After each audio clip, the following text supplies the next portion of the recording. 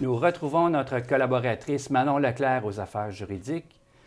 Bonjour Manon. Bonjour. Donc, cette semaine, tu nous présentes comme chronique l'aspect légaux concernant le droit du travail en lien avec la légalisation du cannabis. Oui, en fait, c'est une zone grise. C'est pas évident. Ce qu'on peut faire, c'est qu'on peut regarder les dispositions sur les obligations de l'employeur et de l'employé dans la loi sur la santé et sécurité du travail.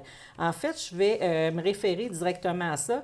L'employeur doit veiller à ce que le travailleur n'exécute pas son travail lorsque son état représente un risque pour sa santé, sa sécurité ou son intégrité physique ou encore celle des autres personnes qui se trouvent sur les lieux de travail ou à proximité de ces lieux, notamment en raison de ses facultés affaiblies par l'alcool, la drogue, incluant le cannabis ou une substance similaire.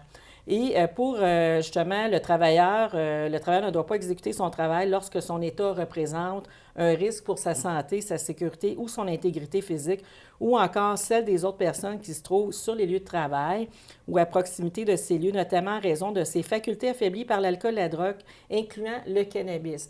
Alors, l'employeur aura tout intérêt à faire une politique, OK, sur la question des heures, OK, de travail et de la consommation du cannabis. Ça veut dire que pendant les pauses, pendant les périodes de dîner, souper, à ce moment-là, l'employé ne pourra pas consommer du cannabis, ne pourra pas avoir les facultés affaiblies. Qu'est-ce qui arrive quand c'est du cannabis qui est justement ingéré pour des raisons médicales, qui fait en sorte que l'employé est protégé par la Charte des droits? À ce moment-là, l'employeur peut toujours voir avec son employé, je ne dis pas que c'est une chose qui va se faire automatiquement et volontairement avec l'employé, de voir si l'employé peut demander à son médecin s'il peut exécuter la liste de tâches qui est demandée par l'employeur.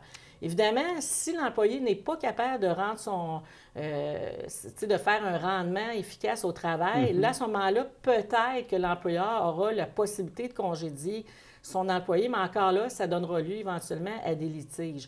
Donc, ce n'est pas une situation qui est très claire en matière de droit du travail et c'est du cas à cas, ni plus ni moins.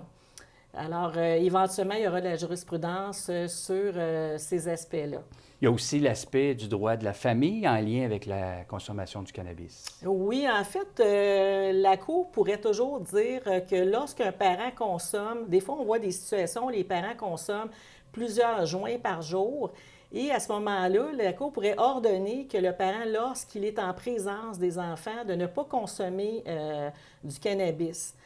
Pour justement que le parent ait une capacité parentale et pour éviter aussi que l'enfant consomme la fumée secondaire. Je pourrais vous dire qu'il n'y a pas beaucoup de jurisprudence en rapport avec ça. Par contre, on voit pratico-pratique des cas où les juges vont effectivement, autant pour des parents qui consomment beaucoup d'alcool et qui ont les facultés affaiblies lors de l'exercice de leur droit d'accès, de ne pas consommer à ce moment-là en présence des enfants. Manon, je te remercie beaucoup pour ces informations. On se retrouve bientôt.